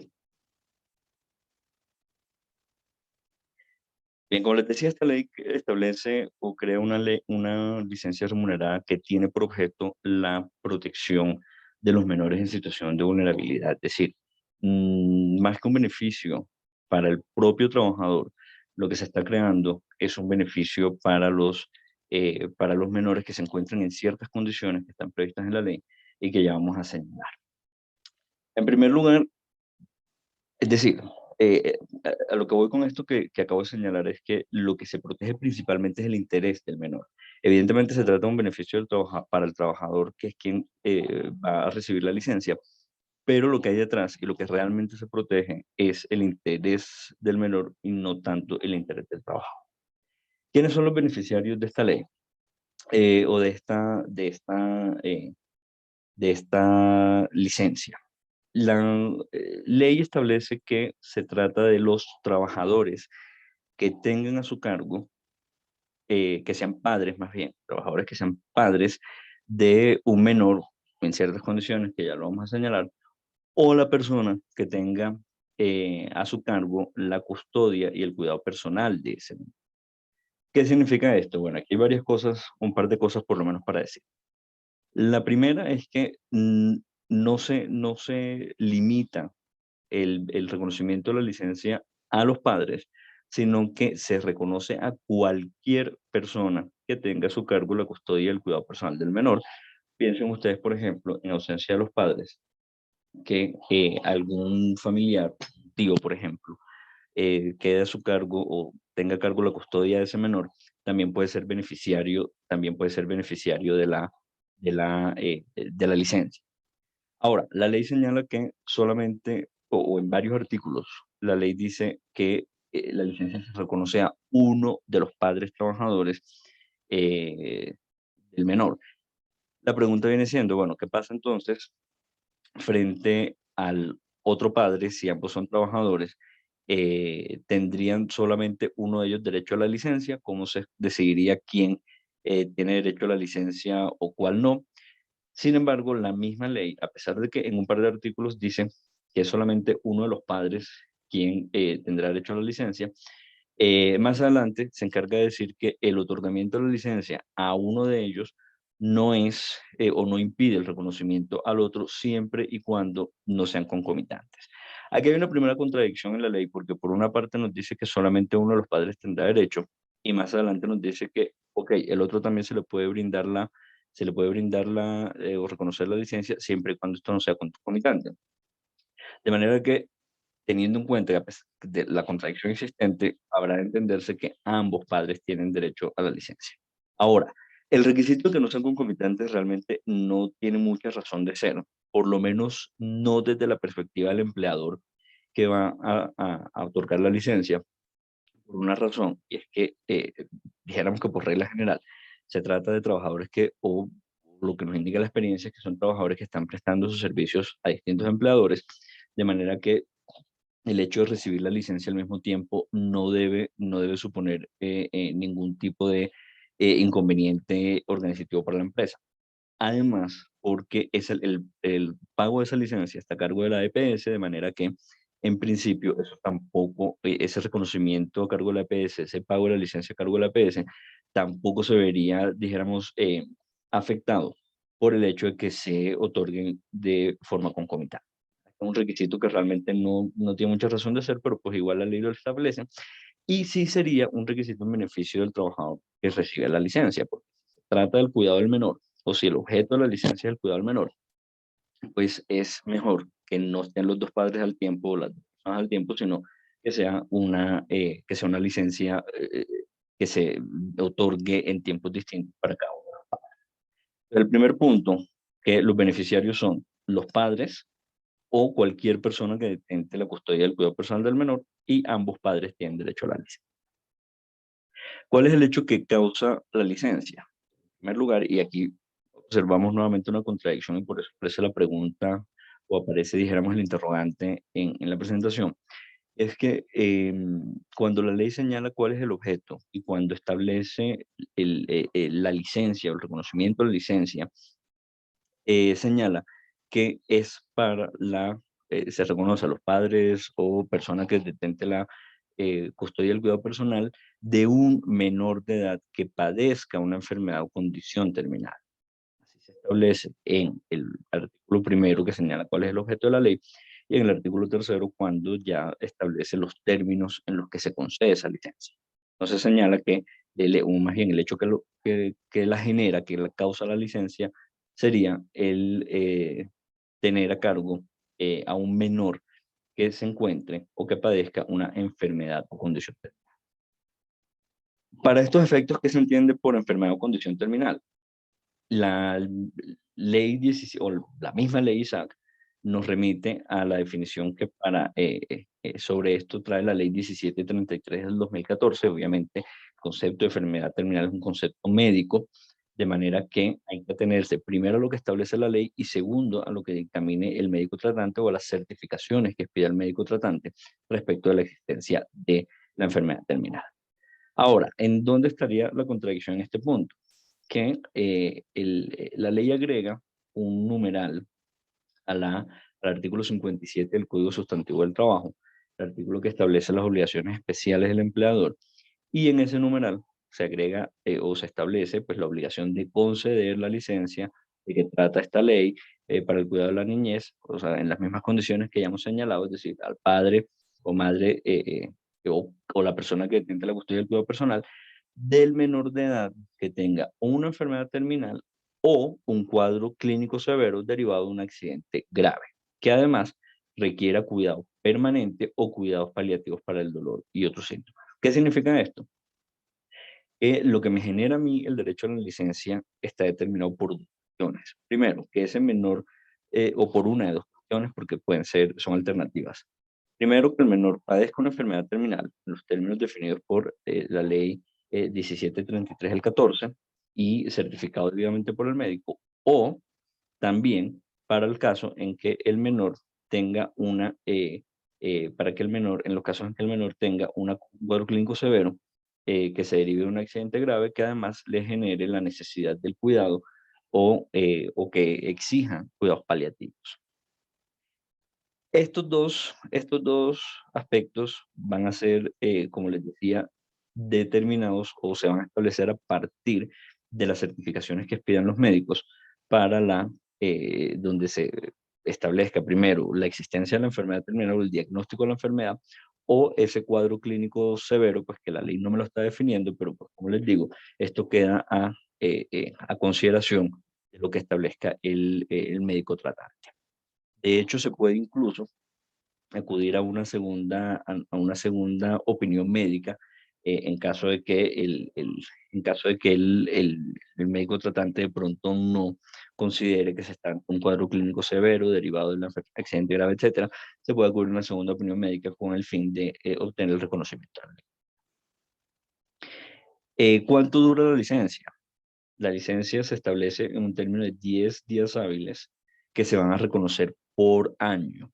¿Qué significa esto? Que cada año, evidentemente, mientras permanezca la condición que da lugar al reconocimiento de la licencia, el trabajador o cada uno de los trabajadores que son beneficiarios de la misma van a tener derecho a un periodo de 10 días hábiles eh, eh, como licencia para el cuidado. Estos 10 días hábiles se deben establecer, o la ley establece, permite varias posibilidades. La primera es que el trabajador los puede tomar de forma continua o discontinua, es decir, yo puedo de pronto solicitar 5 días ahora, 5 días dentro de 6 meses, puedo tomar los 10 días hábiles de forma continua, pero en cualquier caso se requiere en este sentido acuerdo entre el empleador y el trabajador para tanto la fecha de disfrute de la licencia como para la posibilidad de tomar la licencia de forma continua o discontinua. La licencia queda a cargo, como ya les había mencionado, su pago queda a cargo de la empresa, de la EPS, la que se encuentre afiliado el trabajador, y para su reconocimiento y pago, el trabajador deberá aportar los documentos que les mencioné acerca los documentos que les mencioné, médicos, que den cuenta de la incapacidad o que den cuenta de la existencia de la, de la condición clínica que amerite el reconocimiento de la licencia. Teniendo en cuenta que la licencia se paga o se reconoce de forma anual, es decir, que yo tengo derecho a 10 días por año, cada vez que yo vaya a solicitar la licencia, pues necesito aportar nuevamente las incapacidades o las certificaciones médicas que den cuenta de que se mantiene la condición que da lugar al reconocimiento de la incapacidad. Que son documentos que se deben volver a tramitar o se deben volver a presentar cada vez que el trabajador quiera hacer uso de este. Y por último, aquí la ley también permite que las personas que tengan a su cargo estas tareas, o más que tareas de cuidado, estos menores en estas condiciones señaladas, puedan acceder al teletrabajo o a trabajo en casa conforme pues la regulación legal, siempre que evidentemente las funciones que yo desempeño, las tareas que yo ejecuto dentro de la empresa, admitan esta posibilidad de trabajo a distancia y también nuevamente con el beneplácito del empleador. Es decir, esto aquí también se trata de llegar a un acuerdo con el empleador acerca de la posibilidad de trabajar desde casa teniendo en cuenta esta cosa. ¿Qué pasa si el trabajador decide solicitar el trabajo a distancia para haciendo uso de esta facultad que le da la ley? No pierde el derecho a la licencia. De igual manera, puede utilizar 10 días hábiles anuales para la licencia y trabajar desde la casa. Aquí la pregunta viene siendo si en todo caso tanto para la posibilidad de trabajo a distancia como para la forma de reconocer esos 10 días, la ley me dice que debe haber un acuerdo entre empleador y trabajador. La pregunta es, ¿qué sucede si yo no llego a ese acuerdo? O sea, si no se logra ese acuerdo. Pues yo creo que en últimas hay dos cosas que se deben tener en cuenta. La primera, que termina existiendo la facultad del empleador de determinar si se hace o no trabajo a distancia, en qué términos, por cuánto tiempo, si se hacen alternancia o no. Y lo segundo, también queda la facultad del empleador para determinar los días en los que eh, será tomada la licencia. Pero a pesar de que el empleador conserva esa facultad, hay un punto que no se puede perder de vista, y es que, como les decía hace un momento, la ley lo que pretende proteger aquí es el interés superior del menor. Entonces, no es un beneficio propiamente del trabajador ni pensado para proteger los intereses del trabajador, sino del menor de edad. Entonces, en esa medida, la decisión que finalmente tome la empresa, tanto para los días de reconocimiento de la licencia como para los días en los que se va a perdón, si se va a hacer trabajo a distancia o no, deben consultar ese objeto de la ley, esa finalidad que es la protección del interés del menor. ¿De acuerdo? Adelante, Laura.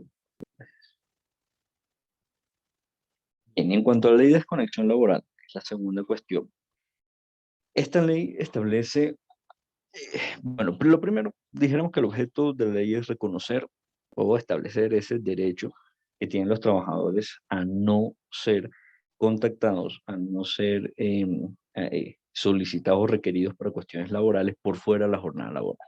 Dijéramos que en términos bastante simples, en eso consiste el derecho a la desconexión. Ahora, ¿había lugar a establecer una ley para crear el derecho a la desconexión? Pues yo personalmente creo que no.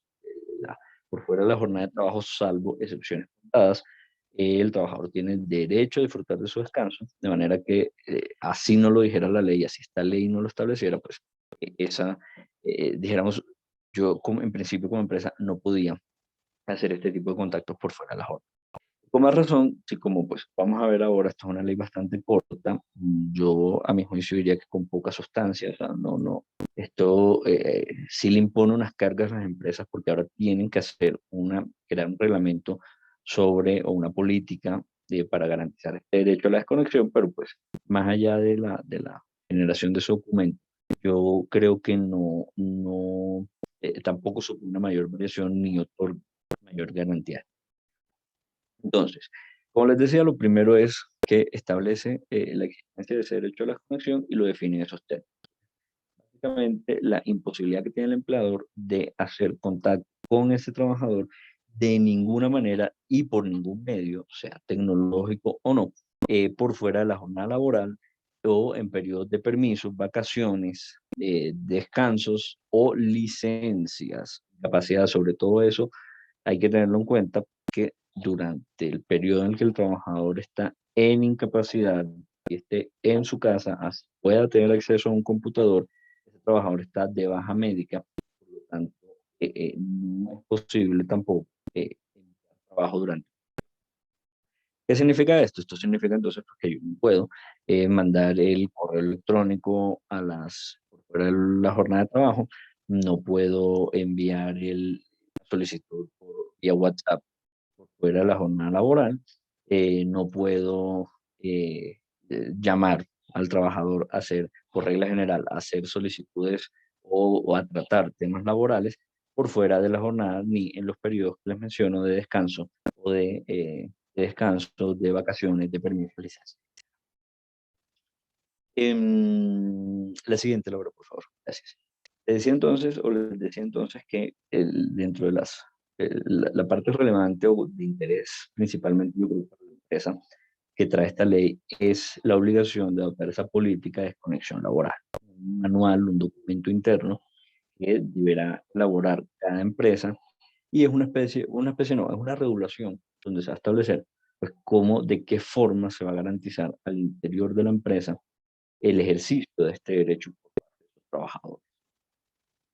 ¿Qué debe contener esta política? Pues, en términos generales, cualquier disposición tendiente a regular la forma de garantía de ese derecho, pero particularmente la ley exige que atienda o que se incluyan estas tres cuestiones.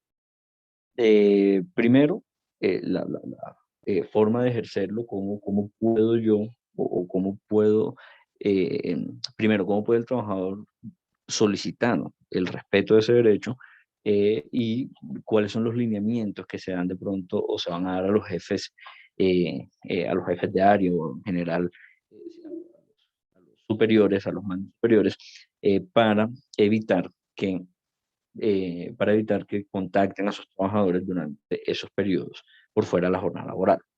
Esto incluye también, o de todas formas ejercer, se deben incluir los lineamientos relacionados con el uso de las tecnologías de la información y las comunicaciones, teniendo en cuenta pues que realmente este adelanto tecnológico es el que ha permitido que paulatinamente se vaya difuminando esa frontera entre jornada de trabajo, periodos de descanso, teniendo en cuenta que a un clic en el computador, a un manejo del celular, yo puedo contactar a mis trabajadores en cualquier momento. Pero hay que tener en cuenta que el uso de las tecnologías de la información es lo que me puede facilitar a mí ese contacto por fuera de la jornada, pero no es el único, de manera que se hace especial énfasis acá, pero la ley impide el contacto por cualquier medio independiente de esta tecnología. La segunda cuestión es establecer los mecanismos para que los trabajadores puedan presentar las reclamaciones, las quejas, en los casos en los que consideren que hay un desconocimiento del derecho a la desconexión. Entonces, y de la mano con el siguiente punto, es decir, el procedimiento para dar trámite a esas quejas que garantizan el derecho al debido proceso, la empresa debe idearse ese mecanismo. O sea, no hay mayores, en este sentido, no hay mayores lineamientos en la ley. Yo puedo establecer algún tipo de comité de alta gerencia que reciba esas quejas, que analice si se está efectivamente violando o no el derecho a la desconexión. Pero la pregunta aquí viene siendo, bueno, ¿qué mecanismo va a ser el más adecuado para yo poder tratar esto? ¿Qué funciones o qué dijéramos, herramientas le voy a dar yo a ese órgano que creen para conocer de esas quejas y para tramitar? La ley me habla de que ese procedimiento para el trámite de las quejas, uno, me garantiza el derecho al debido proceso y dos, me incluye mecanismos de solución del conflicto y verificación del cumplimiento de los acuerdos alcanzados. Esto significa que lo que nos da a entender aquí la ley es cómo parece ser que vamos a tener un organismo que actuará como de pronto un amigable componedor, vamos a acercar las partes, vamos a ver qué acuerdos alcanzamos, se comprometa a no escribir o a no llamar por fuera de la jornada, etc. Es decir, algo parecido a lo que sucede con los comités de convivencia, que puede terminar siendo también un canto a la bandera, teniendo en cuenta que no, más allá de la intención de las partes de llegar a un acuerdo sobre esto, pues es difícil obtener de pronto decisión de efectiva cesación de esta conducta. Otro punto, ahora, eso es una sola de las posibilidades, no necesariamente significa que sea la misma.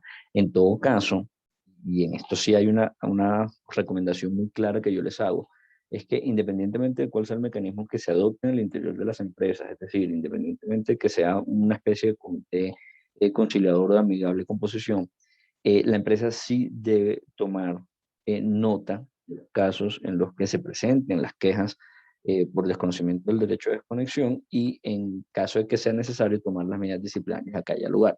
¿Por qué?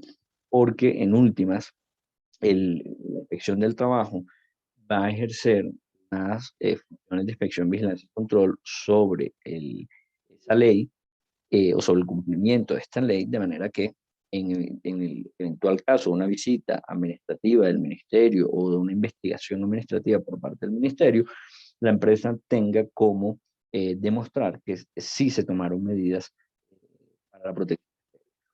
Un poco parecido a lo que pasa con el tema de la cosa. Ese procedimiento también dice que se pueden establecer pueden presentar esas quejas de forma anónima, a nombre propio de forma anónima. Esto me parece complejo, primero, porque los anónimos constituyen la antítesis de la garantía del debido proceso, que también pretende la ley resguardar, pero adicionalmente hay una cuestión y es que no necesariamente tengo que identificar quién es la persona que está desconociendo ese derecho a la desconexión y tengo que identificar quién es la persona a la cual se le está desconociendo el derecho a la desconexión para yo como empresa puedo tomar una decisión. La ley establece que esto podrá constituir acoso laboral en los términos de la ley. Esto es una disposición que realmente sobra, porque pues, que sea acoso laboral depende de lo que diga la ley 1010, que es acoso laboral, cuando se trata de una conducta persistente, demostrable, bla, bla, bla, que dice la ley de acoso laboral, de manera que no era necesario que se dijera que el desconocimiento de este derecho puede constituirlo, porque para eso ya tenemos la ley 1010. Pero esto es, dijéramos, un instrumento más para que las empresas presten atención, sobre todo a la gestión que le dan de las quejas por desconocimiento del derecho a la desconexión, teniendo en cuenta que eventualmente a partir de aquí se pueden interponer, junto con las quejas que prevé la ley, una queja adicional de acoso laboral en los términos. Y por último, se encuentran exceptuados de la ley o de la aplicación de la ley. En primer lugar, los trabajadores de dirección, confianza y manejo, pues teniendo en cuenta que ellos están excluidos de las regulaciones sobre jornada máxima. En segundo lugar, aquellos que desempeñen funciones o actividades que requieran una disponibilidad permanente, tampoco estarían sujetos a la aplicación de esta ley. Es evidente si el trabajador debe estar disponible para el momento en que lo requiera. No se puede establecer limitaciones de contacto justamente para hacer efectiva esa disponibilidad. Y también se exceptúan aquellas situaciones de fuerza mayor o caso fortuito que exijan deberes de colaboración del trabajador para con la empresa, siempre que sean necesarios para darle al servicio o solucionar situaciones de urgencia. Obviamente se trata de una situación excepcional en la que la ley no le da, digamos que no le cierra la puerta a un contacto, de forma absoluta, a un contacto por fuera de la jornada laboral, sino que admite que dependiendo de cada caso se evalúen esas situaciones de urgencia o de fuerza mayor caso. Evidentemente, ¿quién es el primero que lo tiene que evaluar? El empleador o el jefe que decide hacer la toma de contacto con su empleador con su trabajador, perdón, por fuera de la jornada laboral y, en definitiva, por cualquier, digamos, controversia que esto genere, pues será el juez quien tenga que definir si efectivamente se dieron los supuestos de la norma para ese contacto o no. Por último, se establece a cargo del trabajo la función situaciones de vigilancia y control cuando se trata de trabajadores del sector privado. Y aquí es donde les digo que es importante tener en cuenta la cuestión para que la empresa no se vea abocada a unas eventuales sanciones por desconocimiento de la ley. ¿Por qué? Porque la función en últimas que se le asigna aquí al inspector del trabajo es combinar al empleador para que ponga en marcha los mecanismos que les mencioné ahorita de conocimiento de las quejas, de las quejas. En los casos en los que el trabajador que se considere o que considere que se le está violando su derecho, acude ante el inspector del trabajo. Si el inspector del trabajo combina a la empresa o sea, lo que me establece la ley es que se puede combinar a la empresa para que ponga en marcha estos procedimientos, pero como en últimas, así no se diga nada aquí en la ley, las inspecciones del trabajo, de conformidad con lo dispuesto en el Código Sustantivo del Trabajo, tienen la facultad de iniciar expedientes administrativos sancionatorios y de sancionar a las empresas por el incumplimiento de las disposiciones laborales. La labor del inspector realmente no se ve limitada a combinar al empleador a poner en marcha estos mecanismos, sino que puede terminar en una sanción para la empresa. Y es en ese escenario donde digo que la recomendación es diseñar un buen procedimiento para el trámite de estas quejas, pero sobre todo tomar medidas, incluso disciplinarias si es el caso, para de esa forma, dijéramos, estar preparados ante una eventual investigación por parte del Ministerio del Trabajo. Finalmente, para terminar, aquí eh, una reflexión, y es que en últimas podemos pararnos en el peor escenario, y es, bueno, ¿qué pasa si o más bien, si un trabajador si un trabajador ve desconocido, ve violado su derecho a la desconexión? ¿Qué pasa? ¿Qué acciones tiene ese trabajador que realmente garanticen ese derecho más allá de del procedimiento interno que establezca la empresa? Como les decía, un procedimiento de autorregulación, donde yo soy quien va a decidir cómo lo voy a tramitar y qué medidas voy a tomar, porque la ley lo único que me habla es de lograr acuerdos entre las partes, compromisos y verificación de compromisos. Y más allá, evidentemente, de la investigación eventual que pueda iniciar el inspector del trabajo, porque esa investigación lo que lleva o lo que resulta eventualmente es una sanción pecuniaria para la empresa, una multa, pero frente al trabajador no hay una solución por el desconocimiento de sus derechos. Digamos que, por eso la reflexión que les hacía al iniciar es que realmente es una ley innecesaria porque esa garantía ya existía, pero además pues ya se derivaba más bien de otras disposiciones, pero además porque tampoco entrega herramientas eficaces para la protección de este derecho. Bien, con esto termino y casi que cumplí el tiempo de cabalidad y pues quedo a disposición para las preguntas.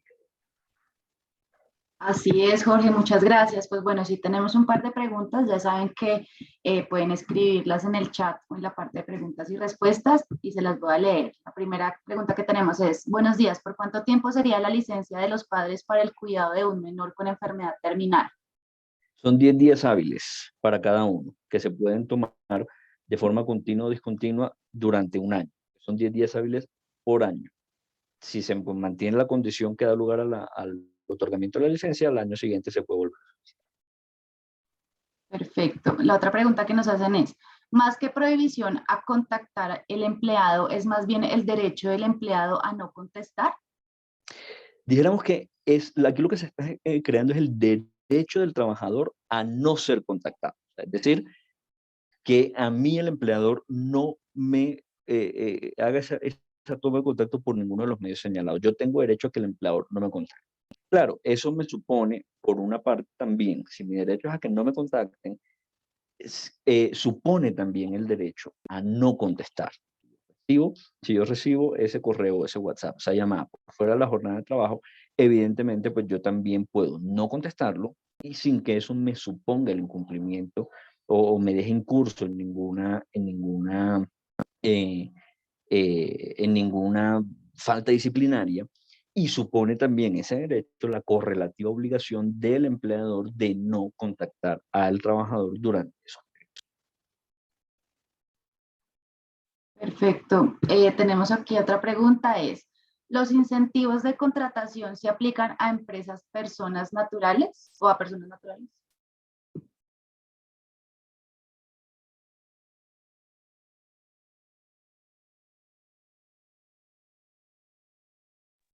Ese es un tema para Jorge Benavides, creo, más es tributario, ¿no? No sé si Jorge está conectado. Sí, disculpa, es que ¿me puedes repetir la pregunta, Daniela? Qué pena, es que estaba aquí con tema de internet. Claro que sí, Jorge. Mira, la pregunta es, ¿los incentivos de contratación se aplican a empresas o a personas naturales? Los incentivos de contratación que vimos se aplican a las empresas.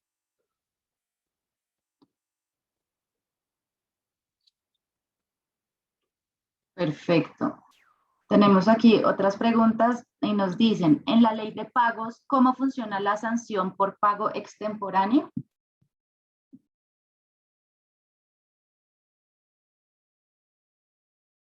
Estás en mute, Ángela.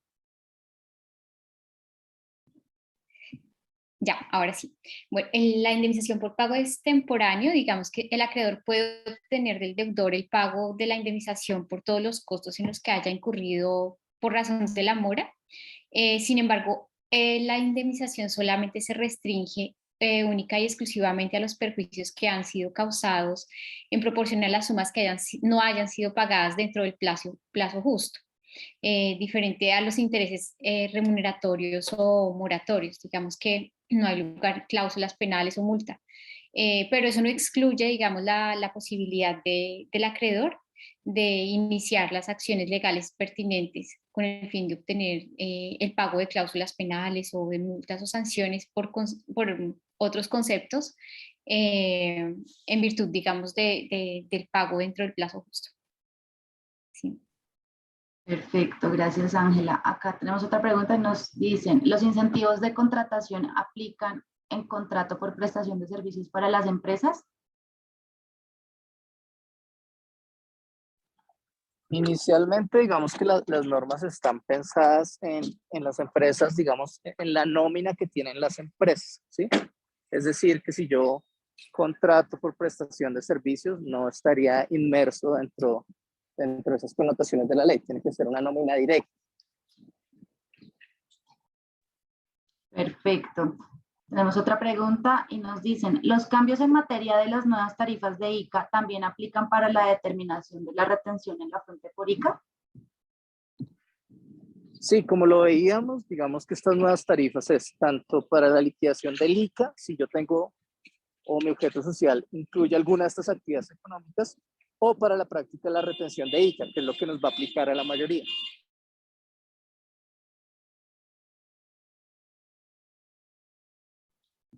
Perfecto. Acá nos dice la misma persona que nos preguntó anteriormente, nos dice explicación, ¿los incentivos de contratación se aplican a empresas de tipo persona natural o solo empresas SAS, persona jurídica? Digamos que esto está pensado más en las empresas, personas jurídicas, un poco muy alineado, digamos, con el hecho de que son, digamos, quienes están obligados a llevar contabilidad, ¿sí? Y quienes son los que necesitan o tienen, digamos, costos y gastos imputables a los ingresos al momento de liquidar, digamos, su impuesto de renta. Las personas naturales normalmente, digamos, no están obligadas a llevar contabilidad, algunas sí, pero en su mayoría no. Entonces, realmente, digamos que la connotación cambia. O sea, básicamente, como lo digo, digamos, personas jurídicas, me refiero a tipos de asociación, sea una SA, una SAS, una limitada. Perfecto, Jorge. Y tenemos una última pregunta y es, ¿qué pasa si no pago la primera cuota porque pensé que iba a obtener un saldo a favor, pero finalmente el impuesto dio como resultado un saldo a pagar? Pues en ese caso lo que tendría que hacer es igual pagar la primera cuota y tendría que liquidar unos intereses moratorios. La connotación de eso es que esos intereses moratorios pues van a ser un gasto no deducible de la empresa.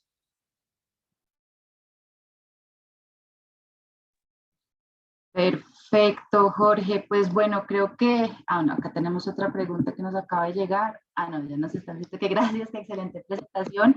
Si no hay más preguntas, pues creo que cumplimos muy bien con los tiempos que teníamos pues para el webinar del día de hoy. Les quiero agradecer nuevamente a Ángela, a Laura, a Jorge Mario y a Jorge, pues por su tiempo, y a todos los participantes por acompañarnos el día de hoy. Y bueno, entonces nos vemos en una próxima ocasión.